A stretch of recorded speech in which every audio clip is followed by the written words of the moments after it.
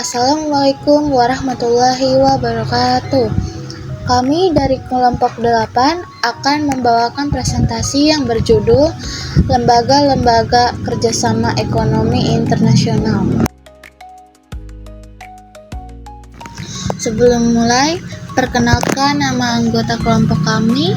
Yang pertama, Nindya Natasha Sinaga. Yang kedua, Raina Maida Putri. Yang ketiga, Rara Sahatika Gayatri. Dan yang keempat, Sasabila Kurniasari. Pertama ada ASEAN. Terbentuknya ASEAN berawal ketika Indonesia dan Filipina mengakhiri konfrontasinya terhadap Malaysia serta mulai meredakan tuntutannya.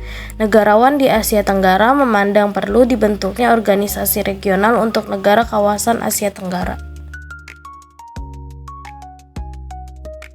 2. OPEC adalah organisasi negara-negara pengekspor minyak.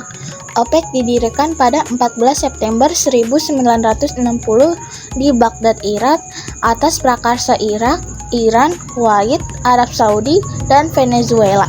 Markas besar OPEC terletak di Wina, Austria. Adapun tujuan OPEC sebagai berikut.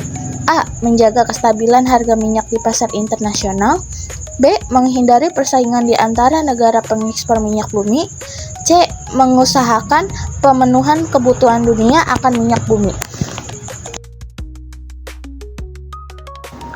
3. Bank Dunia. Bank Dunia didirikan pada 27 Desember 1945. Usaha-usaha yang telah dilakukan antara lain sebagai berikut. A. Memberikan kredit kepada negara-negara anggota. B. Memberikan jaminan atas kredit-kredit yang diberikan kepada negara-negara anggota oleh pihak lain. Yang keempat itu ada IMF atau International Monetary Fund. International Monetary Fund atau IMF yaitu organisasi dunia yang bergerak dalam bidang keuangan internasional. Dengan kata lain, IMF adalah organisasi internasional yang bertanggung jawab dalam mengatur sistem keuangan global dan menyediakan pinjaman kepada negara anggotanya untuk membantu masalah-masalah keseimbangan neraca keuangan masing-masing negara. IMF didirikan pada 22 Juli 1944 dengan kantor pusat di Washington DC, Amerika Serikat. Selanjutnya, yang kelima ada ADB, yaitu ASEAN Development Bank yang berdiri pada tanggal 19 Desember tahun 1966 dan berkantor pusat di Manila, Filipina, dan bertugas meningkatkan pertumbuhan ekonomi serta bekerja sama dengan semua pihak yang berkepentingan di Asia. ADB juga merupakan lembaga pengembangan keuangan internasional yang melaksanakan penyaluran dana, menyokong investasi, dan memberikan kerjasama atau technical assistance kepada negara-negara berkembang yang menjadi anggotanya. Keenam ada IDB atau Islamic Development Bank. Islamic Development Bank atau IDB didirikan oleh 22 negara anggota Organisasi Konferensi Islam atau OKI dalam forum konferensi materi keuangan OKI kedua di Jeddah pada 10 Agustus 1973 dan mulai beroperasi pada 20 Oktober 1975. Indonesia termasuk salah satu anggota pendiri IDB. IDB merupakan lembaga keuangan internasional. Ini bertujuan untuk membantu pembangunan ekonomi dan sosial bagi negara-negara anggota dan masyarakat Islam dengan cara memberikan pinjaman lunak. 7. APEC. APEC atau Kerjasama Ekonomi Asia Pasifik lahir pada November 1989 di Canberra, Australia yang diprakarsai oleh mantan Perdana Menteri Australia, Bob Hawke.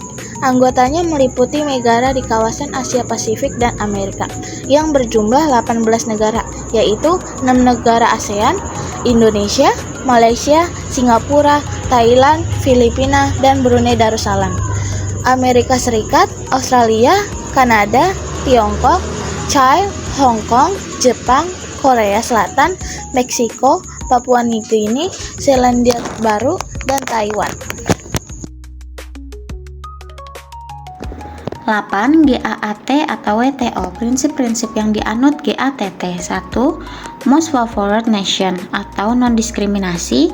2. National treatment. 3. Tarif sebagai instrumen tunggal untuk proteksi. 4. Tarif banding. 5. Persaingan yang adil.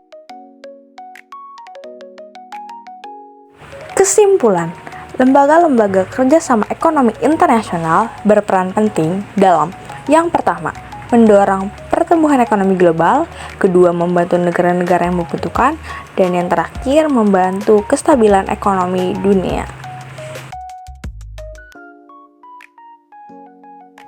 Sumbernya dari buku Siswa Aktif dan Kreatif Ekonomi kelas 11, pengarangnya ada Herman Firmansyah dan Diana Nurdiansyah, dan diambil juga dari wikipedia.com ya. Cukup sekian video presentasi dari kelompok kami, kurang lebihnya mohon maaf. Wassalamualaikum warahmatullahi wabarakatuh.